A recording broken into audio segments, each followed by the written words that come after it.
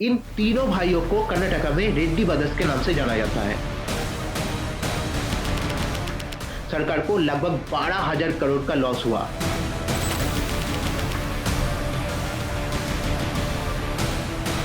कि ये स्कैम 16, 35, 50 का नहीं बल्कि 1 लाख करोड़ का है।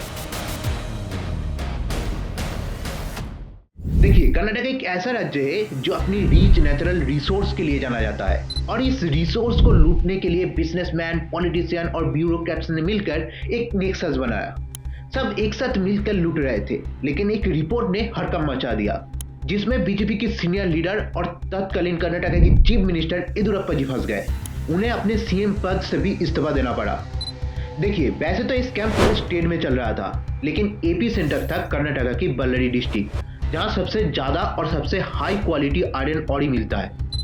चाइना की डिमांड के कारण पूरे दुनिया भर में आयरन ऑरी की डिमांड बढ़ गई है।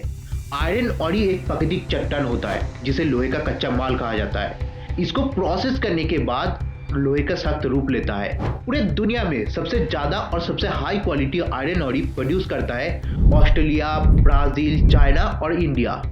Government of India ministry of mining की रिपोर्ट के अनुसार कर्नाटक की बल्लरी डिस्ट्रिक्ट में 73% आयरन ऑरी मिलता है, जो सबसे ज्यादा और सबसे हाई क्वालिटी आयरन ऑरी होता है। और इस नेचुरल रिसोर्स को लूटने के लिए बिजनेसमैन, पॉलिटिशियन और सरकारी ऑफिसर ने मिलकर एक नेक्सस बनाया। इतना बड़ा स्कैम तब सामने जब जस्टिस एन संतोष हेगड़े ने 2010 में एक लोकायुक्त रिपोर्ट पब्लिश किया। लोकायुक्त एक ऐसा रिपोर्ट है जो सरकारी एजेंसी द्वारा बनाया जाता है। वैसे तो लोकायुक्त एक इंडिपेंडेंट बॉडी है जो यूजुअली स्टेट लेवल पर काम करती है और सरकारी ऑफिसर के खिलाफ अनएथिकल एक्टिविटीज और करप्शन की इन्वेस्टिगेशन करती है। इस रिपोर्ट ने बताया कैसे माइनिंग कंपनियों ने बिना कोई प्रॉपर परमिशन के कई हजार करोड़ों की आयरन ऑरी बाहर की देशों में भेज रहा था। जस्टिस संतोष हेगड़े की रिपोर्ट बहुत ही महत्वपूर्ण है। ये सिर्फ एक करप्शन स्कैंडल की नहीं बल्कि पूरे सिस्टम को एक्सपोज कर रहा था। ये रिपोर्ट बता रहा था कैसे एक बिजनेसमैन, पॉलिटिशियन और ब्यूरोक्रेट्स ने मिलकर अपने ही सरकार को चुना लगाया। जस्टिस संतोष हेगड़े सुप्रीम कोर्ट की फॉर्मर जज था जिन्होंने इस मैसिव करप्शन को एक्सपोज किया था। लोकायुक्त रिपोर्ट में कहा गया कि ये स्कैम 2006 से बड़े लेवल पर चल रहा था। इस स्कैम की वजह से 2006 से 2012 के बीच सरकार को लगभग 12,000 करोड़ का लॉस हुआ। कर्नाटक की बल्लरी डिस्ट्रिक्ट में जो पूरा स्कैम चल रहा था, इस स्कैम को चला रहा था रेड्डी ब्रदर्स, मतलब जी जनार्दन रेड्डी, जी करुणाकर रेड्डी और जी सोमशेखर रेड्डी। इन तीनों भाइयों को कर्नाटक में रेड्डी ब्रदर्स के नाम से जाना जाता है और इनके बारे में जानना आपको बहुत ही जरूरी है। जनार्दन रेड्डी, करुणाकर रेड्डी के अलावा इनका तीसरा भाई सोमशेखर रेड्डी भी इस पूरे स्कैम का हिस्सा था। ये भाई सिर्फ माइनिंग इंडस्ट्रीज में ही नहीं बल्कि पॉलिटिक्स में भी काफी ताकतवर था। इनकी कनेक्शन बीजेपी की टॉप लीडर तक थी। आप इस बात से समझ सकते हैं कि 1999 में जब सुषमा जी बल्लरी डिस्ट्रिक्ट से जनरल इलेक्शन लड़ रहा था, तब इनका कैंपेनिंग कर रहा था जनार्दन रेड्डी। और कर्नाटक में जब बीजेपी की सरकार बना, तब ये जो रेड्डी ब्रदर्स है, इन भाइयों में से जो जनार्दन रेड्डी और करुणाकर रेड्डी है, एक कर्नाटक में बीजेपी की पावरफुल नेता बन गया। और 2018 में कर्नाटक की इलेक्शन में इनका तीसरा भाई सोमशेखर रेड्डी को भी बीजेपी ने टिकट दिया। ये जो पूरा इलीगल माइनिंग चल रहा था, इस माइनिंग के पीछे कुछ स्पेसिफिक कंपनियों का नाम सामने आया, जैसे Obalapura mining company, associate mining company, GLA tradings, JGR holdings, NMDC और जेएसडब्ल्यू स्टील।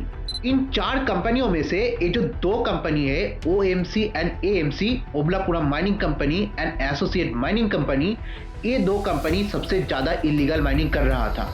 और इन चारों कंपनियों में से ये जो 2 कंपनी है, GLA international trading and JGR holdings, इनका कुछ अलग रोल है, वो मैं आगे चलकर आपको बताऊंगा। पहले ये जान लीजिए, ये जो 4 कंपनियां हैं, OMC Obalapura mining company, AMC associate mining company, JGR holdings and GLA tradings, ये जो 4 कंपनियां हैं, इस 4 कंपनियों में सबसे ज्यादा शेयर होल्डर था जनार्दन रेड्डी का, और इस 4 कंपनियों का ओनर था एक ही, रेड्डी ब्रदर्स। लोकायुक्त रिपोर्ट में कहा गया कि बल्लरी डिस्ट्रिक्ट से 2006 से 2010 के बीच लगभग 13 करोड़ टन आयरन ऑरी निकाला गया था, लेकिन द हिंदू ने बताया कि 2006 से 2010 के बीच लगभग 35 करोड़ टन आयरन ऑरी निकाला गया था। लेकिन 2009 से 2010 के बीच इस एक साल में लगभग 14 करोड़ टन आयरन ऑरी निकाला गया था और इस टाइम पीरियड में एवरीडे 20,000 ट्रकों के जरिए और रेलवे के जरिए इस आयरन ऑरी को निकाला जा रहा था। बल्लारी डिस्ट्रिक्ट में बड़े पैमाने पर इलीगल माइनिंग इसीलिए चल रहा था क्योंकि चाइना की डिमांड बढ़ गया था। चाइना ने ओलंपिक गेम के लिए 2008 में बहुत ही ज्यादा आयरन ऑरी इंपोर्ट किया क्योंकि ओलंपिक की वेन्यू और इंफ्रास्ट्रक्चर डेवलपमेंट के लिए आयरन ऑरी और स्टील की जरूरत थी। ओलंपिक को सक्सेसफुल बनाने के लिए चाइना ने मैसिव इंफ्रास्ट्रक्चर प्रोजेक्ट अंडरटेक किया जिसमें urban development, stadium, sport network, road network शामिल था। और इस मैसिव प्रोजेक्ट की वजह से जहां 2000 में आयरन ऑरी की कीमत 1200 पर टन था, वहीं 2003 में जाकर इस आयरन ऑरी की कीमत 5000 टन से भी ज्यादा हो गया।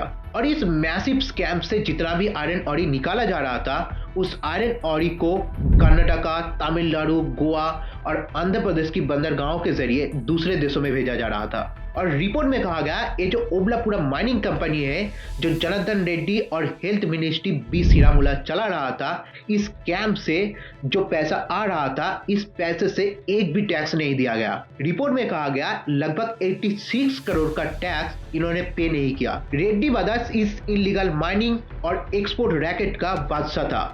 इस मैसिव करप्शन की वजह से सरकार को लगभग 2006 से 2011 के बीच बहुत ही ज्यादा लॉस हुआ। 2011 में जब लोकायुक्त का फाइनल रिपोर्ट आया, तब रिपोर्ट में बताया गया कि ये स्कैम 12 से 16,000 करोड़ का है।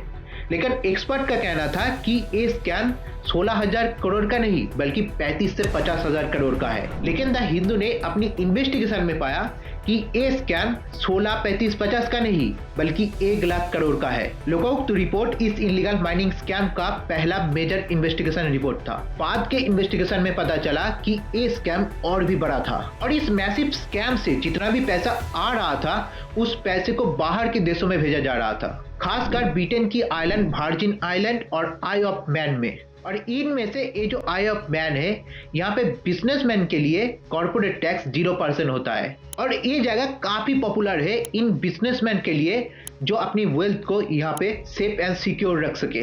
अब आते हैं उस 2 कंपनियों के ऊपर, GLA tradings and JGR holdings. और इस मैसिव स्कैम से जितना भी पैसा आ रहा था, उस पैसे को बाहर के देशों में भेजने में मदद कर रहा था, खास तौर पर रेड्डी ब्रदर्स की 2 company GLA tradings and JGR holdings. और इनमें से ये जो GLA ट्रेडिंग्स है, इसका पहला नाम था मैंगो पाप। इसको 28 अक्टूबर 2004 में सिंगापुर में बनाया गया था और इसका डायरेक्टर था सिंग सियो कांग स्टीवेन।